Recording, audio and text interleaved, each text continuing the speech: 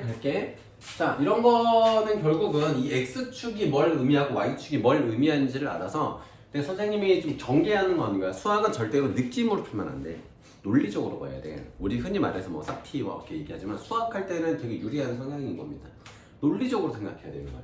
그러니까 그냥 중간에 멈춰 휴식을 취하다 다시 수영을 하였다라고 하니까 이렇게 해서 멈춰서 수영을 하였다 이렇게만 생각하지 말고 논리적인 구조를 따져봐야 되는 겁니다. 자, X가 경과 시간이야. 시간이 지나는 거야.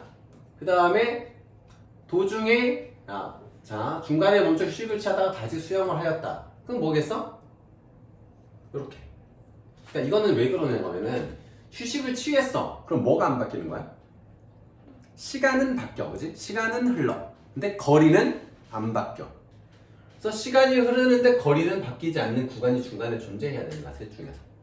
그러면 이게 가가 B에 해당하는 거겠고 도중에 출발 지점은 다시 돌아가. 그러면 돌아간다라는 얘기는 뭐야? 거리가 위치가 줄어든다는 거예요. 이게 좀 다른 겁니다. 거리랑 위치가 좀 달라요. 근데 이동 거리는 늘어나. 그러니까 이게 문제가 잘못됐어. 위치여야 됩니다. 왜냐면은 거리는 늘어나 돌아가도. 이게 문제 오류입니다. 그러니까 좀 명확하게 그러니까 이거 만약에 이제 오류가 아닌 문제였다면 너네 이걸 선택해서 틀릴 수가 있어서 하는 얘기인데 내가 돌아와도 거리는 늘어나는 거야. 이동 거리는. 그지? 근데 위치가 돌아올 뿐이지. 나의 위치가. 그래서 나의 위치입니다. 그러니까 이건 이동거리라고 하면 안 되고 원점 내가 처음에 있었던 곳으로부터 떨어진 거리라고 해야 이제 더 정확한 표현인 거고요. 어쨌든 여기서는 셋 중에 하나 고르는 거니까 오류지만 요게 이제 C가 될 거고 쉬지 않고 계속 수영을 하였다? 뭐 요게 A가 되겠죠. 이런 식으로 논리적으로 생각해. 야, 정비례랑 반비례 배울 건데 일상생활에서 정비례 반비례를 많이 쓰긴 해. 그치? 그치? 처음 들어본 소위 국가대표였구나. 태그 있어서 정비례 반비례 혹시 딱 대충 설명할 수 있는 사람. 소희야, 정비례랑 반비례랑 뭐가 다를까? 근데 느낌을 뉘앙스가 있잖아. 우리 일상생활에서 쓰는 표현들이 좀 있지 않니? 정비례하다라는 건 뭐야? 아니 몰라요? 처음 들어보는. 처음 들어봐? 정비례 반비례? 그렇구나. 정비례는 정반합이란 말 너네 혹시 아니? 정반합 이런 말 잘 모르는구나. 정은 이제 다른 방향, 반대 방향. 그래서 너네 그 예전에 그 동방신기라는 너네 그 아재들 그 가수 중에 노래도 있었는데 정반합이 되게 철학적인 논리예요. 이쪽으로 가는 사람과 이쪽 의견이 만나서 결국은 합을 이루어서 중간 어디 쪽으로 간다 뭐 이런 이제 논리인데 어쨌든 정비례는 내가 커질 때 얘도 같이 커지는 거야. 근데 반비례는 나중에 배울 건데 반비례는 뭐냐면 내가 얘가 커질수록 x가 커질수록 줄어드는 거야 이렇게. 근데 이거를 수학적으로 표현할 때 정비례 반비례를 알아야 되는데 정비례는 곱하는 수가 일정한 거야. 그래서 내가 x가 1배, 2배, 3배 혹은 2분의 1배, 3분의 1배 할 때 y도 같이 1배, 2배, 3배 혹은 2분의 1배, 3분의 1배 되는 거. 그러니까 이 a 값이 일정한 거야. 곱하는 값이. 근데 반비례는 뭐냐면 이렇게 생겼거든. y는 x분의 a꼴로 생겼거든. 분수꼴로. 근데 이거는 이제 양쪽에 x가 0이 아니라는 전제 하에서 x는 0이 될 수 없겠지? 그래서 양쪽에 x를 곱하면 x, y는 a라고 해서 곱의 결과가 일정한 거야. 곱의 결과가 일정하면 어떤 일이 생겨? x를 2배 하면 y는 반으로 해야 돼. x가 3배가 되면은 y는 3분의 1배가 되는 거지. 그래야 곱의 결과가 일정하겠지. 무슨 말인지 이해하죠? 내가 밥을 많이 그러니까 몸무게를 똑같이 유지할 거야. 내가 밥을 먹는 양을 늘리려면은 그래도 몸무게가 일정하려면은 음식의 칼로리를 낮춰야 되는 거지. 그지? 근데 내가 밥을 2배 먹는데 2kcal 줄이면 몸무게가 유지될까? 그렇진 않죠. 무슨 말인지 알겠어요? 그러니까 덧셈 뺄셈으로 줄이는 게 아니라 곱셈 나눗셈 관계로 늘리거나 줄여야 된다는 얘기인 거야. 이해되셨죠? 그래서 반비례의 정의는 그런 거야. 내가 x값을 2배, 3배, 4배 할 때 y는 2분의 1배, 3분의 1배, 4분의 1배 하게 되는 것. 이게 반비례의 정의입니다. 더 그러니까 이걸 이제 수치화로 할 때 그 정의를 알아둬야 되는 거는 문제에서 그런 정의를 알고 있는지를 물어보는 문제가 나올 거라서 그건 알아야 되는 거고 문제를 풀 때는 이렇게 적혀놓으면 돼요. 곱하는 수가 일정해, 정비례는. 반비례는 곱의 결과가 일정해.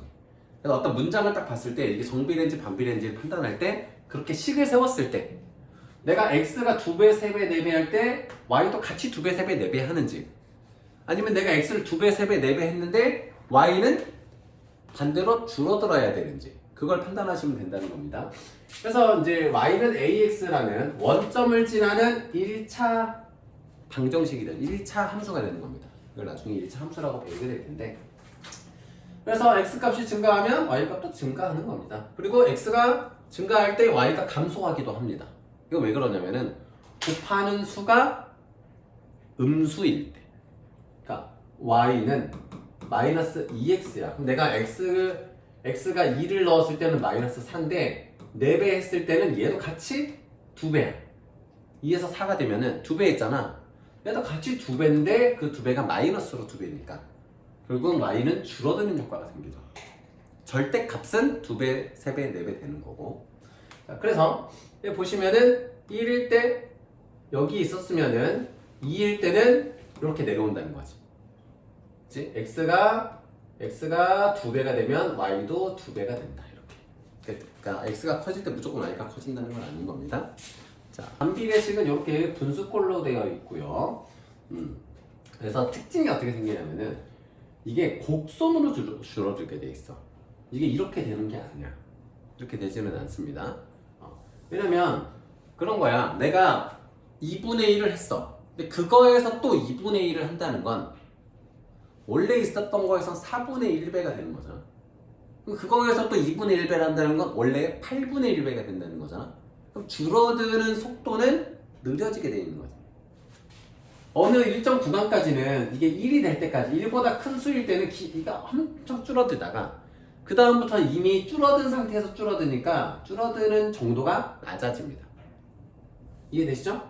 내가 1만큼 왔을 때 여기서 이만큼 줄었어. 근데 또 1만큼 왔을 때는 이것밖에 안 줄어드는 거야. 왜냐면은 이미 줄어든 상태에서 절반을 하는 거니까. 그래서 이런 곡선을 그리게 되고, 이제 이 a 값이 음수일 때는 여기다가 그려지게 되는 겁니다. 자, 이거는 자 a 값이 양수니까 x가 양수일 때 y도 양수야. 일사분면에 있어. 근데 x가 음수일 때는 당연히 y도 음수겠지. 음수분의 양수니까 음수겠지. 그래서 1, 3, 4분면 쪽에 위치하게 되고, 이 두 녀석은 서로 원점 대칭하게 되고 y는 x축에도 대칭하게 되고 y는 마이너스 x축에도 대칭하게 됩니다. 그래서 대칭을 총 3가지 하는 겁니다. y는 x라는 직선, y는 마이너스 x라는 직선, 그리고 원점에도 대칭. 원점에도 대칭.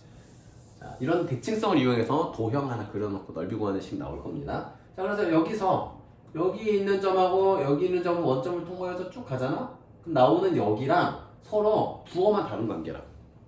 만약에 여기가 뭐 4분의 1, 4a잖아? 그럼 여기는 마이너스 4분의 1, 마이너스 4a가 되는 거야. 원점 대칭이라서. 지난번에 배웠죠? 점 대칭하는 거. 그 다음에 a가 음수면은 x가 양수일 때 y는 음수잖아. x가 양수일 때 y는 음수가 되고, x가 음수일 때 y는 양수가 되잖아. 음수분의 음수라서 양수가 되잖아. 그래서 a의 부호에 따라서 달라지는데 기본형이 1, 3, 4분면 쪽에 있다 라는 거. 이 그래프 그림만 너네들이 눈에 생각할 수 있으면은 이거는 감소함수예요. 여기도 감소함수야. 근데 이건 있어. 실수 전체에서 감소함수는 아니야. 왜일까? 소희야, 왜일까? 실수 전체에서 감소인 건 아니야. 왜일까, 민준아? 왜일까? 여긴 점이 없잖아. x가 0일일 때는 증가, 감소, 뭐든 다 없잖아. 여기는 이걸 이제 점근선이라고 하거든. 얘가 점점 가까워지긴 하는데 닿지는 않잖아. 닿을 수가 없지. 분모가 0일 수는 없으니까. 그래서 실수 전체에서, 그게 이제 객관식 문제에서 나오면 거기서 애들이 많이 틀려요. 감소는 맞아, 그지? 이쪽에서도 감소야. 그러니까 이거는 정확히 표현하면 이런 거지. x가 서 감소함수 혹은 증가함수가 되는 거야. 얘는 의외로 얘가 음수잖아. 증가함수예요. x가 늘어날 때 y도 늘어나요. x가 늘어날 때 y도 늘어나요. a가 음수일 때. 그래서 그래프 모양을 모르고 근데 식만 생각하면 A가 양수일 때 증가일 것 같고 A가 음수일 때 감소일 것 같은데 그렇지 않다는 거야. 반비례는 반대입니다. 대신에 X가 0이 아닌 지점에서만 증가, 감소, 함수가 된다는 겁니다.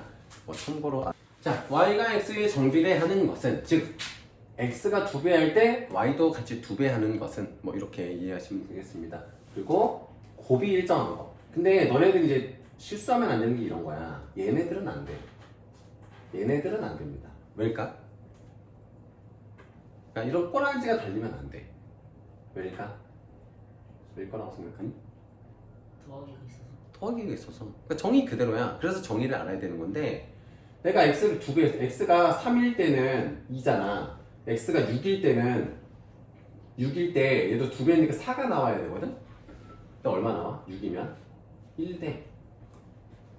그치? 6이면 마이너스 2라서 1 된단 말이야. 그럼 안 되지. 그래서 정비례가 안 되는 거야. 꼬랑지 모양이 있으면. 그래서 y는 ax 꼴이어야 되고 봐도 없는 거 같잖아. 근데 이제 어떤 경우 이것도 문제 좀 오류는 있어요. 오늘 상한의 문제들이. 자, 이거는 잘못된 게 뭐냐면 x가 0일 땐 정의할 수가 없어서 엄밀히 말하면은 정비례라고 하긴 좀 그래요. 식 자체가 x가 0일 때는 안 되잖아 이러면은. 근데 어쨌든 x가 2일 때는 18이고 x가 4일 때는 36이니까 x가 2배 될 때 y도 2배 되죠. 그래서 여기서 따지자면은 얘가 정비례입니다. 학교 시험에서 이렇게 내면 논란의 여지가 있겠죠. x가 0일 때는 안 되니까 애매하네요. 그냥 페이크를 주려고 식을 전형한 건데. 자, 118번 이어서 보겠습니다. y가 x에 정비례하고 x는 마3일 때 y는 10이다. 정비례하대요. 그럼 식을 세우는 거야. y는 ax 꼴이었지. 마3일 때 12가 되려면 지호야 a는 얼마일까? 그렇지. 그래서 항상 얘기하는 게 부호 생각하고 숫자 생각해라. 부호는 당연히 마이너스이겠지. 플러스로 바뀌었으니까 숫자는 3, 4, 10이니까 마4. A가 마4야. 여기 틀렸고. 그럼 결국은 식은 이런 거지. y는 마이너스 4x인 거야. 그럼 이때 y가 마이너스 20이라는 거는 x가 5라는 거지. 이게 맞는 거고. 여기 틀렸구나 일단. A는 마4여야 되지. 얘가 틀려. 정비례라고 했으니까 얘는 해보지 않더라도 2배 되면 y도 2배 되는 거고. 이 x 2 대입하면 마8 나오고 x가 또 5분의 1배 되면 y도 5분의 1배 되겠지. 이거 정비례의 특징이야. 이거는 이 정비례하고 라는 말만 보고도 얘랑 얘는 무조건 맞는 거야. 정비례라고 했으니까 거의 풀 수 있어요. 그리고 이제 문제의 표현들 뭘 물어보는지 정도만 외우면 돼요. 정비례 관계의 그래프 구조는 1사분면과 3사분면을 지나는 것을 모두 버리면 이것도 그렇잖아. A값의 부호에 따라서 얘가 달라진다는 걸 너네 알고 있니? 하고 물어보는 거잖아 문제에서. 자, 1사분면과 3사분면을 지난다는 건 어떤 형태야? 이런 형태야, 이런 형태, 그지? 정확한 값은 몰라도 부호는 알지. A값이 민준아 양수일까 음수일까? A값이 양수입니다. 양수. A가 그러니까 이런 로직으로 가는 거야. 무조건 외우는 게 아니라 A가 양수여야 x가 양수일 때 y가 양수가 나온단 말이야. a가 음수잖아? 이미 음수가 하나 있고 x가 양수면은 y는 음수가 되잖아. 마플 마잖아. 그래서 a가 양수인 겁니다. 양수인 정비례 곡선. 요것도 정비례 곡선입니다. 이런 거 이제 볼 수 있어야 돼요. 마이너스 5분의 1x인 겁니다. 근데 음수라서 안 되고. 자, 얘랑 이 두 가지가 되겠네요. 3번, 5번. 그래프를 자주 좀 그려보시고 122번 바로 보시면 정비례 관계의 그래프는 항상 어디를 지나요? 이것도 참 또 원점이에요. 원점을 지나는 직선이다. 항상 A 값에 관계없이 원점은 항상 지나게 되겠죠. 그러면 이렇게 한번 해볼까? 자, y-1은 a의 x-1 그럼 얘는 항상 어디를 지날까? 얘는 항상 어디를 지날까? 소위 어디를 지날 것 같아요? 항상? a의 값에 관계없이. 자, a의 뭐에 관계없이라고 하면 거의 99%는 그 문자를 무력화시켜야 돼요. 곱셈에서의 무력화시키는 건 뭐야? 0을 곱하는 행위야. 0을 곱해버리면 무슨 짓을 해도 0이 되잖아. 그래서 a가 0이 되게 하는 x값과 그때의 y값 2,2를 반드시 지나는 직선이 되는 겁니다. 이런 로직이에요. 그래서 얘는 0 대입했을 때 a값 상관없어. 그치? x가 0이어버리면 그때의 y는 0이고 0,0이라서 원점을 지나는 직선이 되는 겁니다. 중3 수학까지는 사실 쉬워. 중3 수학까지는 수업 준비를 뭐 따로 안 해도 쉬워. 왜냐면 기본적인 수학적인 감각만 있어도 쭉 보면 다 이해가 돼. 근데 고등학교 때부터 왜 어렵냐면은 고등학교는 말이 좀 복잡하고 문제를 푸는 시간이 오래 걸리고 그리고 되게 중학교 때 배웠던 모든 것들을 총망라해서 하기 때문에 이게 좀 그러니까 경우의 수가 너무 많아. 문제를 푸는. 그러다 보니까 계속 풀고 감 유지를 안 하면 좀 어렵거든. 근데 중학교까지는 수학적인 감각이 있는 친구들은 쭉 읽으면서 풀 수가 있고 좀 힘든 친구들은 노력해도 충분히 따라갈 수가 있는 그런 시스템입니다. 그래서 뭐 쉬운 친구들은 쉬울 거야. 선생님도 생각하면 내가 중학교 때 학교에서 막 수업하면은 저걸 왜 굳이 설명하지? 라는 생각을 많이 했던 것 같아요. 그때는 고등학교 수학은 좀 내신은 쉬웠지만 수능은 좀 어려웠던 기억이고. 자 이제 볼게요. 자 y는 마이너스 x, y는 마이너스 2x, y는 x, y는 2x, y는 3x. 야 그러면 a 값이 커질수록 어떤 일이 생길까? a 값이 커질수록 이렇게 생각해. 은행의 이자라고 생각해보자. a를 x는 너네가 넣는 원금이야. y는 너네 통장에 쌓이는 돈이야. 자 이자가 2배래. 그러면 돈이 늘어나는 속도가 요 정도일 텐데 내가 이자를 3배 준대. 그럼 어떻게 돼? 이자를 3배 주면은 돈이 더 빨리 쌓이지. 맞죠? 그 y축에 더 가까워지겠지. a값이 커질수록. 그지? a값이 작아질수록 x축에 가까워지겠지. 더 천천히 쌓이겠지 돈이. 그죠? 그럼 음수일 때는 어떻게 했어? 음수일 때도 너네 돈을 까먹는 거야 이제는. 돈이 까먹는 거야. 돈이 떼이는 거야. 돈을 2배로 떼이면은 이렇게 줄어들던 게 4배로 돈을 잃게 되면 이렇게 되겠지. 역시나 절대값이 커질수록 y축에 가까워진다. 더 급격한 변화가 일어난다. 맞죠? a값이 커질수록 더 급격하게 변하죠. 급격하게 변한다라는 거는 그래프가 더 이렇게 된다는 거지. 혹은 더 이렇게 된다는 거지. 더 빵 내려가는 거니까 그걸 이해하시면은 y는 마이너스 x는 이게 기본일 거야. 이거 y는 마이너스 x일 거야. 그럼 y는 마이너스 그 다음에 y는 마이너스 2x는 얘보다 더 가파르게 떨어지는 얘겠죠. 리을이겠지. 심지어 여기는 좌표까지 줬으니까 2를 대입했을 때 마이너스 4가 나오는 리을이겠죠. 이렇게 찾아주시면 됩니다. y는 마이너스 3분의 4x의 그래프 위에 세 점이 있어요. 자 그럼 이 위의 점, 지나는 점이면 항상 대입할 수 있습니다. 왼쪽 건 x 자리에다가 오른쪽 건 y 자리에다가 대입할 수 있습니다. 그럼 대입을 하면은 y 자리에다가 마이너스 4를 넣고 3분의 4가 있고 x 자리에다가 a를 넣어요. 그럼 양쪽에 마마 플러스 해주고 마이너스를 곱해서 3 곱해서 12 4로 나눠서 a는 3 a 값 구해. 두 번째는 이제 y 자리에 b를 넣고 x 자리에다가 곱하기 생략되어 있죠. x 자리에 3을 넣으면 b는 약분해서 마이너스 4. 그 다음에 세 번째 점, 자, y 자리에 12를 넣고 x 자리에다가 c를 넣어요. 양변에 마상 곱하면 마이너스 36은 4c가 되고 4로 나누면 c는 마이너스 9가 됩니다. 그래서 a 플러스 b 플러스 c는 3 더하기 마이너스 4 더하기 마이너스 9니까 마이너스 10이 되겠죠. 산수. 자, 오른쪽 거. 이 그래프. 자, 이게 y는 마이너스 x 기준점이야. 근데 y는 ax 그래프는 더 가파르게 변하지. 그지? 더 가파르게 감소하지. 그 무슨 의미야? 마이너스 1보다 더 작은 수라는 거야. 절대값은 더 크고. 근데 음수가 절대값이 크다는 거는 왼쪽, 그러니까 음수가 절대값이 크다는 건 수직선상에서 0보다 왼쪽으로 더 많이 간 수라는 뜻이잖아.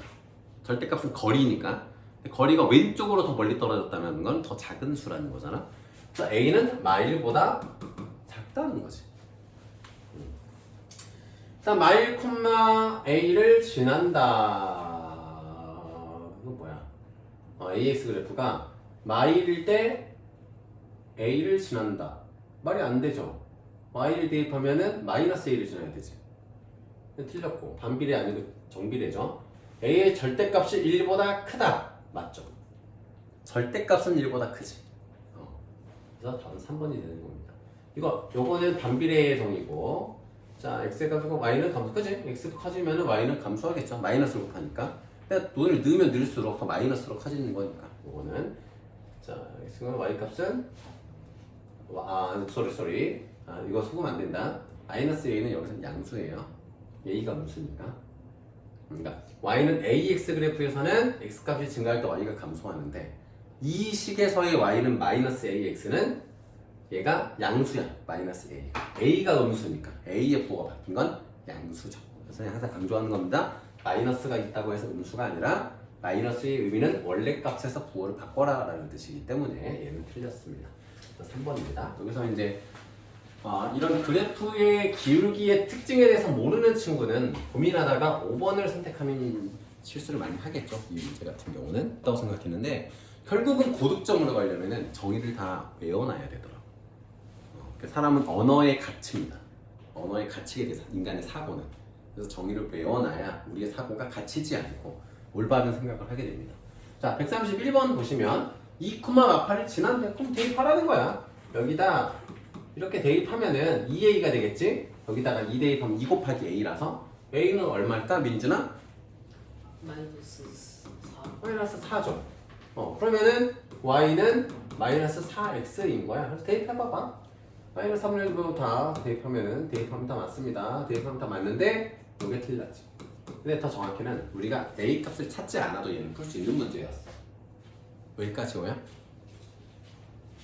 a 값을 몰라도 우리는 이거 풀 수 있었어. 어떤 것 때문에? 그러니까 물론 객관식이라서. 어떤 것 때문에? 어떤 것 때문에? x, y 부호가 좀 다르잖아. 그지? 이 부호의 체계는 바뀔 리가 없어. x랑 y가 부호가 다른 식이어야 돼. 다 부호가 다르지. 얘만 부호가 같지. 그래서 얘는 안 봐도 찾을 수 있는 문제이긴 합니다. 그런 특징들을 좀 보시면 좋아요. 이런 잔대다. 이런 얘기. 그래서 열심히 잘 하시고. 나도 옛날로 돌아간다면 그때로 돌아가고 싶진 않아. 연산할 때 진짜 빡쳤던 기억이 많이 나는데, 그래서 선생님은 연산을 최대한 안 시키려고 해. 우리는 다른 초등학원들은 막 기저귀에서 이런 거 엄청 많이 시키잖아. 나는 사실 이 밖에 있는 친구들은 그냥 시키거든. 그러니까 연산의 규칙이 익숙하지 않은 친구들은 해야지. 근데 연산을 할 때 틀리는 애들은 저거 시키면 더 안 돼. 할 줄 아는데 틀리는 애들이 저거 시키잖아. 더 대충 해.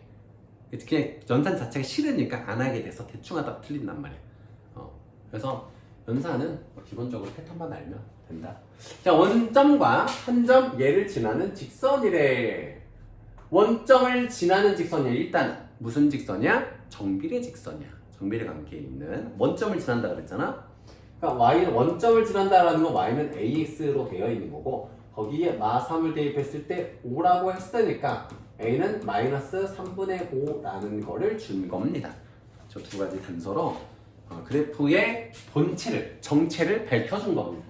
여기서 두 점 대입해가면서 a값, b값 찾는 겁니다. 자, 넘어갈게요. 이런 문제고요. 바로 오른쪽으로.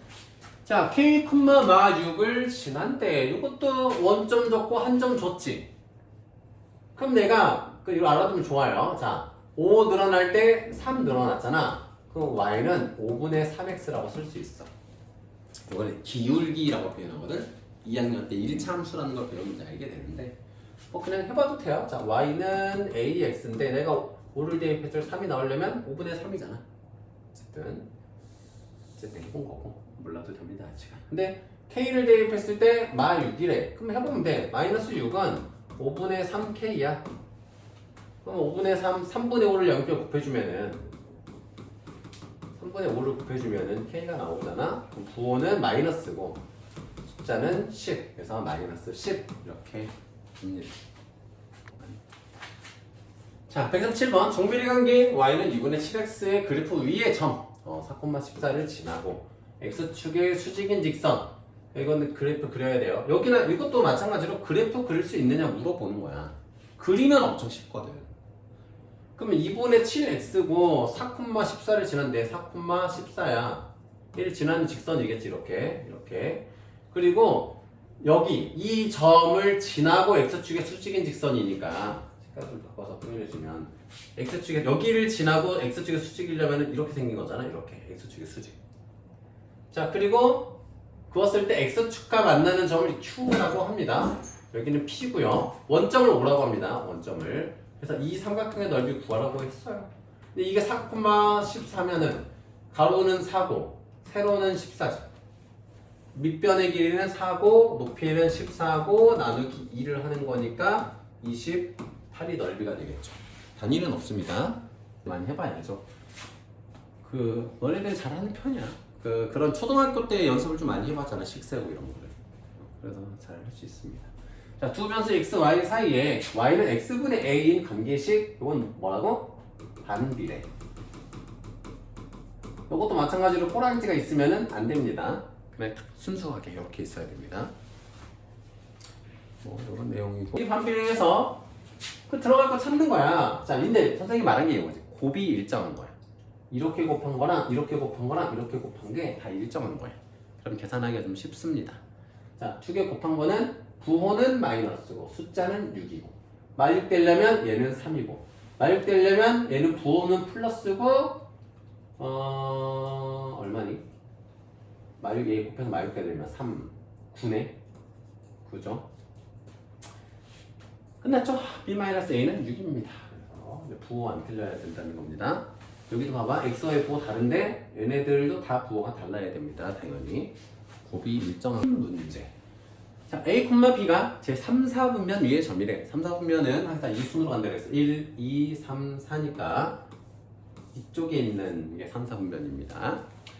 어떤 3, 4분면 위의 점인데, 자, 다음 중 그래프가 1, 4분면과 3, 4분면을 모두 지나는 것을 고르면, 이 말은 뭐냐면 A, B가 3, 4분면이면 A도 음수고 B도 음수라는 얘기지. 왼쪽 아래에 있는 점이니까. 그럼 둘 다 음수래. 그러면 1, 4분면, 3, 4분면 지나려면 일단 보자. 정비례 곡선은 A 값이 양수여야 됐죠? 정비례 곡선은 이렇게 가야 되니까 양수여야 됐지? 그러면 A랑 B가 다 음수인 얘네들은 안 되는 거고. 근데 이건 뭐야? A분의 B는 음수분의 음수지. 그럼 양수지. 얘는 1, 4분면, 3, 4분면 모두 지나고요. 근데 반비례 곡선에서도 1, 4분면, 3, 4분면을 지나려면은 이 분자값이 양수여야 됐잖아? 그럼 A 곱하기 B, 음수 곱하기 음수도 양수잖아. 그래서 요렇게 생각하시면 됩니다. 어쨌든 플러스하게 부호를 주는 거야. 자, A 값을 좀 줬어. 이걸로 A 값을 대입하면 됩니다. 마이너스 2분의 3을 x에다가 대입했더니 마이너스 3이 나왔어. A는 2겠죠? 암산으로 되죠? 마이너스니까 얘는 플러스일 거고 숫자는 2여야 되겠죠? 약분시켜주는. 그래서 A는 2야. 그래서 Y는 X분의 2 그래프를 찾으래. 기본적으로 반비례고 1, 4분면, 3, 4분면 쪽이 지나는 거여야 되겠지? 이렇게 아주 빨렸는데 아마 대충 4번 같은데? 그치? 4번 아니면 5번인 거잖아요? 4번 아니면 5번인 건데 4번 아니면 5번인 건데 자, 마일 대입했을 때 마이 나오는 이 녀석이 맞겠죠? 1 대입했을 때 3 나오지 않죠? 그래서 답은 4번이 되겠습니다. 그래프만 보면 돼. 그러니까 반비례 곡선도 위에 있는 분자값이 커지면 어떻게 돼? 내가 똑같은 x값을 넣었을 때 더 위에 점이 찍히게 되는 거잖아. 그거 어떻게 돼? x축으로부터 멀어지지. 근데 이게 x축으로만 멀어지겠어? y축도 같이 멀어지겠지. 그래프 특성상. 그지? 그래서 이 절대값이 커질수록 멀어지는 거야. 그럼 얘가 지금 절대값이 3이잖아. 그럼 얘는 3보다 커야 되는 거야. 3보다 커야 되는 거야. 이해되시죠? 간단하죠, 논리가? 같은 값을 대입했을 때. 자, 그러니까 이런 거지. y는 x분의 3이야. 그럼 내가 1을 대입했을 때 3이야. 그지? 1 대입했을 때 3이 나와. 내가 이게 4잖아? 1 대입했을 때 4가 찍혀야 돼. 더 멀리 도망가지, 얘가. 그렇게 논리적으로 생각하면 안 헷갈립니다. 논리적으로. 무턱대고 외우니까 이게 많이 틀리는데, 논리적으로. 53번으로 가보겠습니다. 이어서.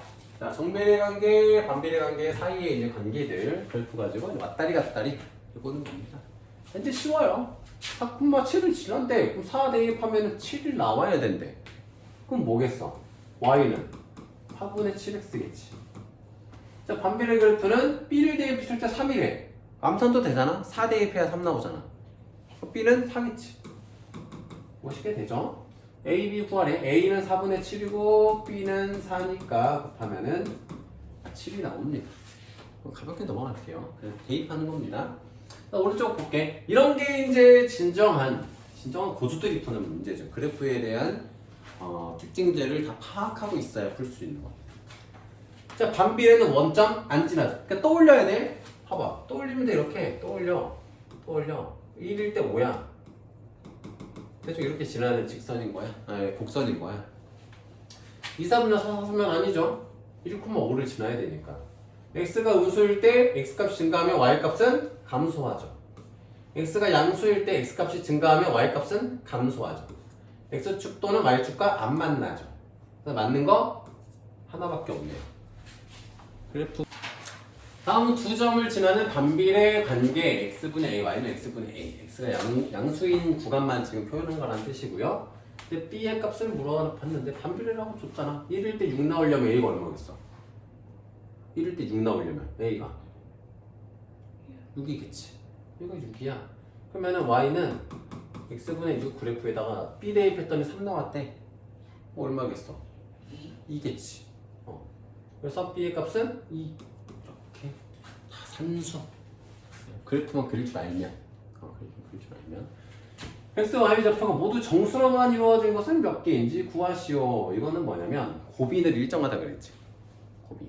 그러면 x랑 y를 곱한 게 12로 일정한 거잖아.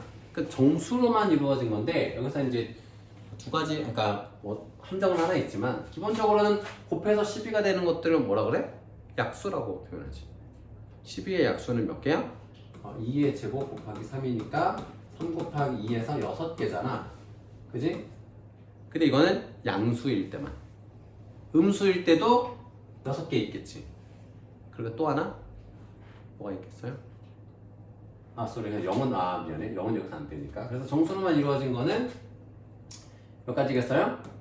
12가지. 그지? 약수들이니까. 그러니까 x가 1일 때, 그러니까 x가 정해지면 y는 따라올 거야. 그러니까 1, 2, 3, 4, 6, 12일 때 각각의 y 값들이 있을 거니까 좌표가 6개 이쪽에. 여기도 당연히 똑같이 6개가 존재하겠지. 부호만 다르게. 그래서 12개가 됩니다. 이렇게 찾아주시면 됩니다. 이것도 역시나 뭐 고비 일정하다고 했잖아. 이 사각형의 너비를 구할 거야. 그럼 내가 이 점의 좌표를 a, b라고 해둘게. a, b라고.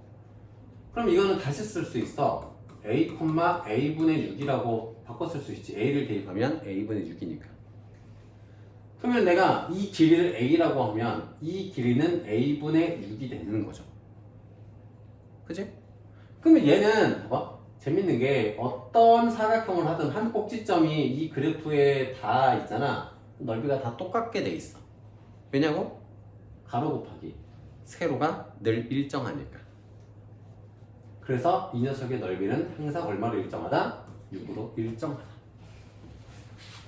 곱이 이때 자꾸 식세오라고 하고 해놓고 풀어라라고 하는 것들이 이런 것들을 풀기 위함인데, 그냥 초등학교 때부터 숫자만 보고 바로 계산했던 친구들은 이거 얼마나 어렵겠어. 이제는 그렇게 안 통하고 좀 복잡해지니까. 초등학교 때는 내가 항상 많이 듣는 게 이거야. 선생님 이거 더해야 돼요? 빼야 돼요? 그래서 이거 곱해야 돼요? 나눠야 돼요? 근데 그걸 판단하는 게 능력인데, 초등학교 때는 시험을 안 보다 보니까 애들이 어떤 일을 하냐면 그냥 어차피 곱셈 나눠니니까 곱하는 거 아니면, 그러니까 나눗셈 단원이니까 등장하는 수 둘 중에 하나를 나누면 돼. 그러니까 대충 막 찍어서 해오고 틀리면 반대로 고치면 되잖아. 그러니까 언제 곱하고 나눠야 되는지, 혹은 최대 공약수 최소 공배수 문제도 최대 공약수 써야 되는지 최소 공배수 써야 되는지를 생각하기가 싫은 거지. 그러다 보면은 중학교 올라와서 한번 무너지고 고등학교 와서 사요나라 짜이센 이렇게 되는 거지. 수포자의 길로 이제 걸어가는 겁니다. 그래서 이런 연습을 많이 하셔야 돼. 자, 한 개에 600원 하나. 그러니까 머릿속에서 스토리를 생각해야 되는 거야. 자, 한 개에 600원 하는 지우개를 삽니다. 구입한 지우개의 개수가 x고 지불한 금액이 y야. 그러면 내가 지우개를 많이 살수록 금액은 늘어나겠지. 그럼 내가 2개 더 사면은 2원 늘어나겠니? 덧셈으로 늘어나는 게 아닌 거지. 곱셈으로 늘어나게 된다는 걸 우리가 일상생활에서 많이 해봤잖아.